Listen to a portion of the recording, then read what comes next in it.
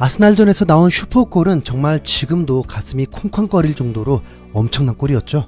장재현 해설위원도 케인의 패스가 손흥민에게 연결되자 기회를 잡았다 정도의 역습 상황이 만들어졌다고 했을 뿐입니다. 슈팅 타이밍이라고 보진 않았죠. 왜 그렇게 더 느끼게 됐냐면 이런 골 너무 오랜만에 봤기 때문입니다. 이쯤에서 먼저 손흥민이 어떻게 지금 현재 10골을 넣었는지 한번 상기해보죠. 먼저 2라운드 사우스햄튼전에서 4골을 넣어버리는 만화같은 일을 만들어버렸습니다. 참고로 사우스햄튼은 결코 약팀이 아닙니다. 현재 패보다 승이 더 많은 8위입니다. 케인의 어시스트가 이때부터 시작됐죠. 케인 홀로 4어시스트를 했으니까요. 그 모든 골은 박스 가까이에서 골로 넣었습니다. 그리고 4라운드 메뉴를 만나서 또 2골을 넣어버립니다. 이때도 박스 안에서 넣은 골들이었죠.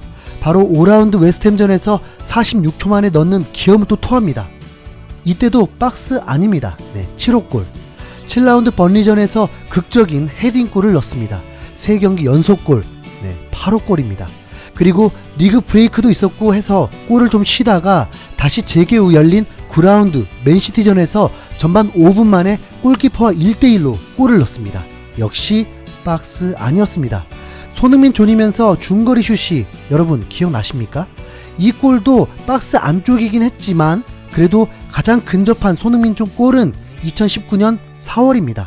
2018-2019 챔피언스리그 8강 2차전에서 맨시티를 상대하면서 1대1로 비기고 있는 상황에서 9분에 에릭슨의 패스를 받고 볼을 잡은 다음 바로 가마차기 슛으로 골을 넣었습니다. 바로 이 지점이었습니다. 이후 1년 8개월 만에 팬들이 이런 골을 봤으니 아스날전 골이 더욱 놀라운 골이 된 것이죠. 더구나 이번 손흥민의 골은 전진 드리블을 하면서도 가마차기를 해버리는 골이었다 보니 더욱 업그레이드가 된 것입니다. 손흥민은 행운이라고 표현했지만 그 누구도 그 골을 운이 좋았다고 하지 않고 찬사를 쏟아내고 있습니다. 이제 상대팀은 손흥민이 다시 중거리 슛까지 보여줬으니 더욱 막기가 어려워질 것입니다. 토트넘이 강하다고 느껴질수록 상대팀 수비가 더욱 견고해지겠지만 수비를 세워놓으면 중거리 슛이 있고 밀고 올라오면 역습으로 뚫어버릴 선수가 있으니 토트넘을 두려워할 수밖에 없겠죠. 케인의 중거리 슛도 있습니다. 자, 이제 페널티킥 얘기 좀 하겠습니다. 손흥민에게 페널티킥 자격이 있다면 여러분 어떤 일이 일어날까요? 사실 토트넘이 라스크와의 경기에서 손흥민이 선발 출장하면서 페널티킥 찬스가 왔고 손흥민이 페널티킥 골을 넣을 기회가 찾아왔습니다. 케인이 작은 부상으로 쉬게 되면서 출전을 하지 않았기 때문인데요. 이미 지난 시즌 손흥민은 케인의 부상 공백 상황에서 홀로 고군분투하며 페널티킥이 나왔을 때 역사상 최초로 아시아인이 프리미어리그 페널티킥을 차는 걸 우린 보게 되었습니다. 엄청난 것이죠. 페널티킥을 담당하는 선수는 무조건 최고의 선수로 인정받는 것입니다. 케인은 토트넘에서 물론이고 영국, 유럽에서도 최고 스트라이커 중 한 명입니다. 케인의 페널티킥 성공률은 메시, 호날두를 넘은 세계 1위입니다. 그러니 손흥민이 토트넘에서 케인과 함께 할 시 페널티킥을 찰 수 있는 기회는 별로 없습니다. 그런데 케인의 공백이 생길 때 그 다음 순위가 손흥민이었습니다. 그렇게 해놓은 사람이 누구냐? 바로 무리뉴 감독입니다. 무리뉴 감독이 최초의 기록을 또 하나 만들어 줬습니다. 그래서 손흥민은 2번의 페널티킥을 경험했고 임무도 완수했습니다. 그래서 손흥민은 2골을 더해서 자신의 역대 최다 공격 포인트를 넘어설 수 있었습니다. 라스크 전에서도 그 페널티킥 기회를 살린다면 유로파리그 골도 더 늘기 때문에 손흥민의 위상은 더욱 높아질 수 있었습니다. 그런데 이상한 상황이 발생했죠. 베일이 나타났습니다. 베일, 임대 선수. 정식적인 토트넘 선수도 아닙니다. 단지 과거 슈퍼스타였다 보니 그 위험을 알고 존중과 기대를 하고 있었습니다. 라스크전에서 은돈벨레 슈팅에서 핸드볼 파울이 나오면서 페널티킥을 얻어냈는데 베일이 키커가 된 것입니다. 솔직히 좀 불편했죠. 슈팅이 가능한 중거리 슛 찬스가 왔을 때도 베일은 매우 적극적으로 자신만이 찰 듯한 모습이었습니다. 수비 벽이 핸드볼이 나오고 또 프리킥이 나왔을 때도 먼저 또 공을 잡았습니다. 그때 손흥민 분명히 옆에 있었거든요. 케인이 없는 이 기회에 프리킥을 할 수 있는 기회가 오길 바랬지만 베일은 우리의 바램을 무색해하는 슛을 했습니다. 터무니없는 슈팅을 했죠. 거기까지인 줄 알았는데 페널티킥 찬스가 왔을 때는 손흥민의 득점이 더 늘어날 수 있을 줄 알았습니다. 물론 차범근님께서는 페널티킥 하나 없이 99골을 넣었다는 것에 더 큰 의미를 두는 것처럼 손흥민도 페널티킥 없이 최다 득점을 기록하면 좋겠죠. 하지만 페널티킥 없이 득점왕을 차지하는 선수 있을까요? 그런데 베일이 페널티킥을 맞게 되었습니다. 저는 개인적으로 매우 분노했습니다. 이건 아니잖아요. 토트넘은 현재 손흥민과 재계약을 위해 힘쓰고 있는 상황입니다. 레비 회장이 직접 나서고 있다는 말까지 나오고 있었죠. 재계약 시점에 전세기까지 보냈습니다.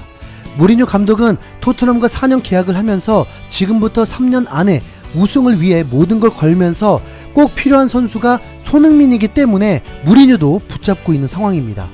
손흥민은 토트넘 팬들이 2018-2019년 2년 동안 MVP로 직접 선정했던 선수입니다. 그는 월드 클래스로 인정되며 현재 주가도 치솟고 최근 ESPN에서 선정한 포워드 부문의 7위에 오른 선수입니다. 윙어로서만이 아니라 포워드로서 메시, 호날두, 음바페, 네이마르와 견주는 최고의 선수 랭킹에 오른 것입니다. 페널티킥은 그 팀에 가장 신뢰할 만한 선수가 킥을 하는 건데 임대 선수에게 맡기게 한다는 것은 손흥민을 제대로 대우하고 있다고 보기 어렵습니다. 물론 경기 후 베일은 손흥민이 양보한 덕분에 골을 넣을 수 있었다고 인터뷰했습니다. 하지만 그건 예의상 하는 립서비스였을 뿐입니다. 경기 시청 중 느낀 것은 본인이 다 하려는 마음으로 느껴졌기 때문인데요. 베일이 미워서 그런 건 아니고요. 그런 건 전혀 아닙니다.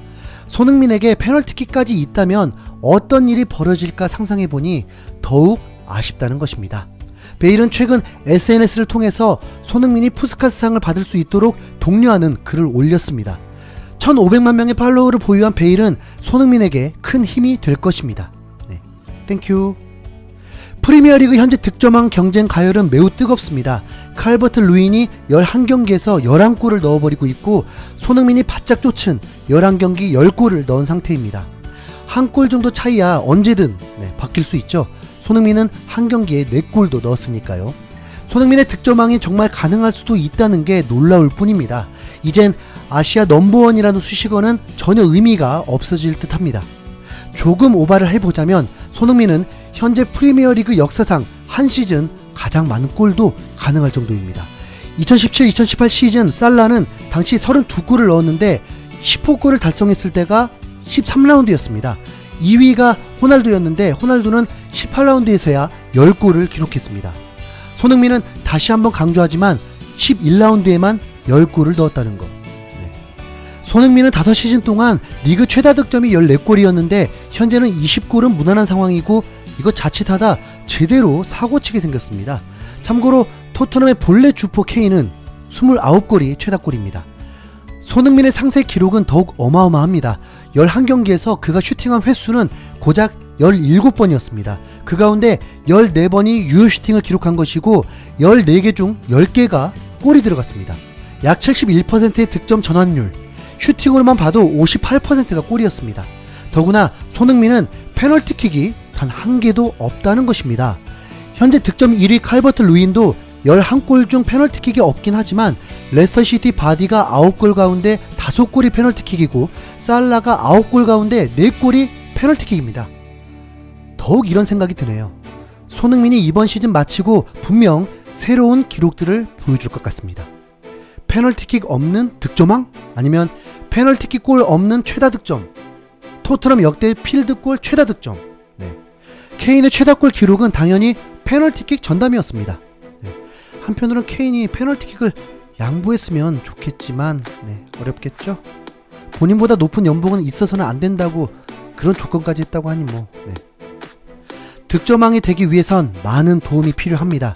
살라처럼 32골을 넣어야만 득점왕이 될 수도 있지만 2000년대 기준으로 19골, 20골 정도만 넣어도 득점왕이 탄생한 적도 있습니다. 2008-2009 시즌 첼시 아넬카가 19골을 넣고 득점왕이 되었고 2010-2011 시즌에는 맨유의 베르바토프, 맨시티의 테베즈가 20골을 넣고 득점왕이 된 적이 있습니다. 칼버트 루인이 강력한 헤딩력을 바탕으로 질주하려 하지만 에버튼이 강팀도 아니고 헤딩골은 필드골보다 더 나오기 힘든 만큼 분명 어려움이 찾아올 것입니다. 오히려 살라가 페널티킥을 앞세워 손흥민 앞을 가로막을 텐데 페널티킥 그건 운명에 맡겨보죠. 손흥민은 행운이 아닌 실력으로 30골은 아니더라도 25골만 넣을 수 있어도 득점왕 경합이 예상됩니다. 손흥민에게 앞으로 남은 27경기에서 15골을 넣는다면 충분히 가능한 시나리오입니다. 토트넘은 현재 리그 1위인 만큼 강팀인데다 토트넘의 역습 전술을 알고도 못 막고 있을 만큼 매우 특화된 전술입니다. 손흥민의 골을 지원하는 이들도 많습니다.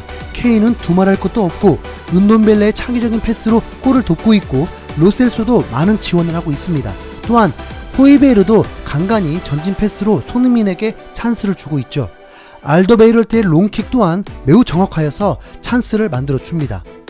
모리뉴 감독이 지금의 전술이 유지되고 지난 시즌처럼 손흥민으로 활용하지 않고 지금처럼 골을 넣어주길 바라는 전술이라면 매우 흥미로운 경기들이 펼쳐질 것입니다. 손흥민은 지난 시즌이라면 윙백이라고 느낄 만큼 활용되었지만 아스날전에선 그 역할은 베르베인이 하고 손흥민은 전방에서 움직임이 훨씬 많았습니다. 이번 시즌은 손흥민이 속한 토트넘이 우승을 바라보는 것만으로도 흥미진진한데 손흥민의 대활약까지 겸하니 설렘의 연속입니다. 페널티킥 골 없는 득점왕 손흥민이 될 수 있길 바라보면서 이상 흰수염 고래였습니다.